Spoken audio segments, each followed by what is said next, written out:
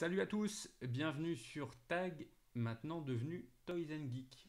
Cas aussi vous aviez loupé l'info, donc Tech Geek n'est plus. En tout cas, il a changé de nom et d'univers. Ça s'appelle maintenant Toys and Geek.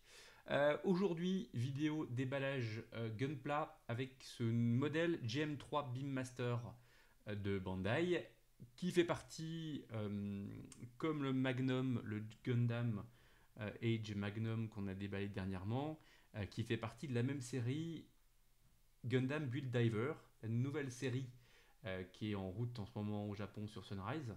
Euh, c'est un modèle au 1.144 et modèle très massif, très bourrin, dans une couleur un petit peu originale. Il est orange. On va le voir, on va le regarder ensemble. J'espère juste que ça fait pas trop DDE. Mais en tout cas, on va regarder un petit peu ce modèle, juste pour avoir un petit aperçu et faire un petit historique de ce modèle. Donc ce modèle, c'est le modèle de Yukio, Yukio étant le personnage secondaire de la série. Vous le voyez à l'écran ici, au bas de son Gundam. C'est un modèle, vraiment un modèle sol, c'est pas trop un modèle de combat aérien, c'est plus un modèle de combat sol, un peu un gros tank en gros, avec beaucoup d'armement, beaucoup de combinaisons d'armement aussi.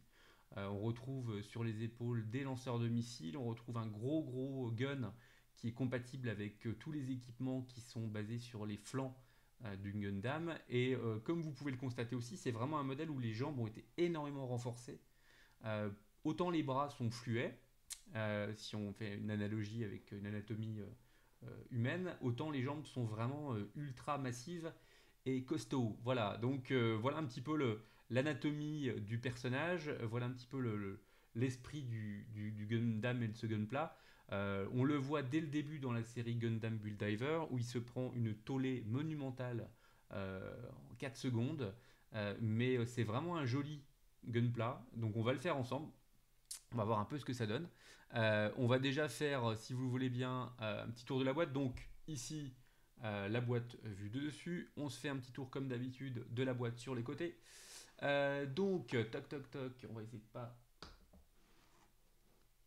On va suivre un petit peu la boîte ensemble et s'arrêter sur l'illustration. Donc ici, le devant, toc.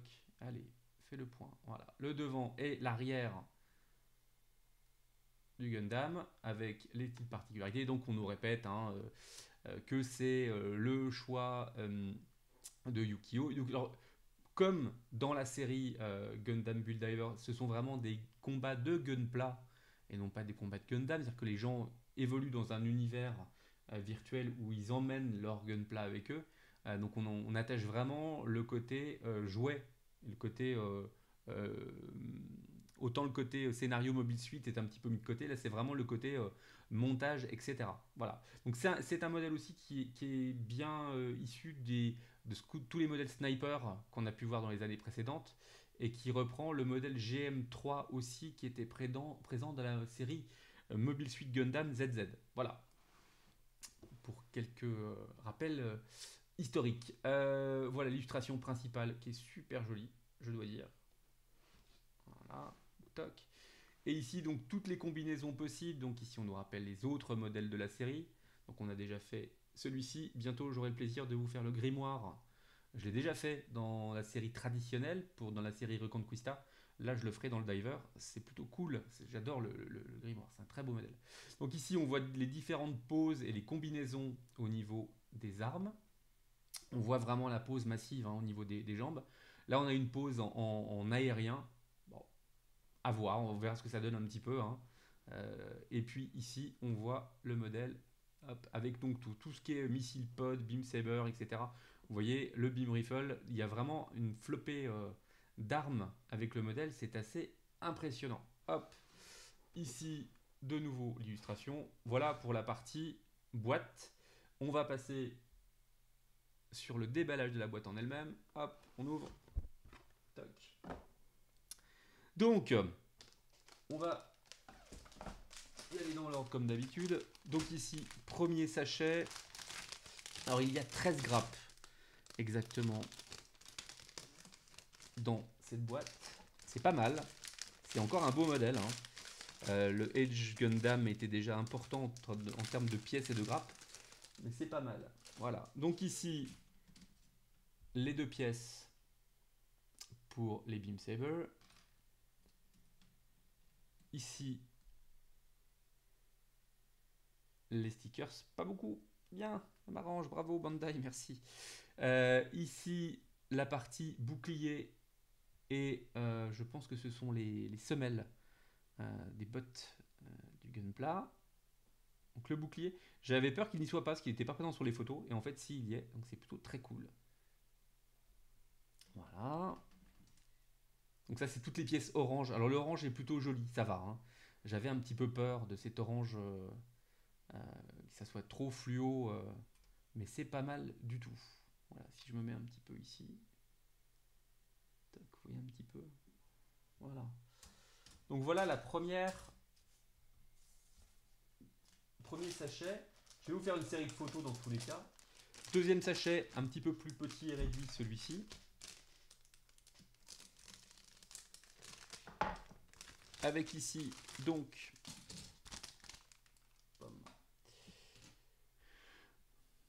une grappe différente. Alors, je ne sais pas trop à quoi elle correspond.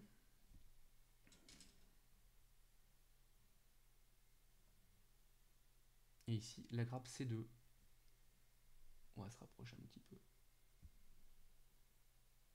Allez.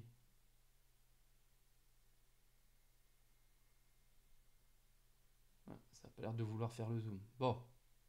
Allez, on passe aux autres sachets. C'est encore, a priori, 2 voire 3. Je l'ouvre en même temps que vous. Hein. Ça. Donc ici, on a déjà à toujours vérifier s'il n'y a pas de pièces qui sont tombées dans les emballages. Les polycaps. Donc la partie polycaps. Ici, une partie de pièces grises. La H1. L'avant-dernier sachet avec des pièces orange et blanches, ici, cette fois-ci. Voilà. Donc vous voyez, il y a vraiment beaucoup de grappes hein, sur ce modèle-là. 13 grappes, c'est pas mal. Hein. Pour un modèle en 1,44, en 1,144, pardon, c'est quand même pas mal. Et ici, on a la partie de construction de la taille, une partie du casque ici. Ouais, c'est quand même un beau nombre de pièces. Allez, dernier sachet.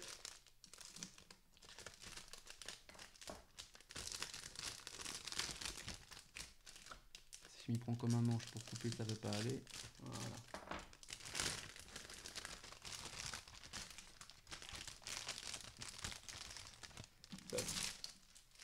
Alors, ici, le reste du bouclier et la partie des lance-missiles qui sont sur les épaules. Donc, vous voyez, les missiles sont laissés en blanc. Ça mériterait juste un petit coup de peinture, mais bon, on va le laisser comme ça. On verra. On verra à l'usage. Ici, les pièces transparentes pour le casque. Allez. Voilà. Pour la partie casque. Donc, c'est plutôt sympa d'avoir cette visière qui est laissée en translucide. Ça va donner encore plus de caractère. Ok. Et ici, dernière grappe avec tout ce qui est gun. Ici. Ici, une partie qui doit être le backpack. Des fixations de bouclier ici. Tout ce qui est partie main. 3 paires de mains. Cool. Ça, c'est bien. C'est bien d'avoir des variantes pour la partie main. Donc voilà. Un joli nombre de pièces. Vous voyez, 13 grappes. C'est quand même pas mal. Ça fait du boulot. C'est plutôt bien. Pour des modèles riches et toujours aussi peu chers. Donc je vous oriente toujours vers nos soutiens de chez Plaza Japan pour aller les commander vos Gunpla là-bas. Voilà, au passage. On leur fait beaucoup de pub parce qu'ils nous aident, donc c'est plutôt sympa. Ici, la notice de pause.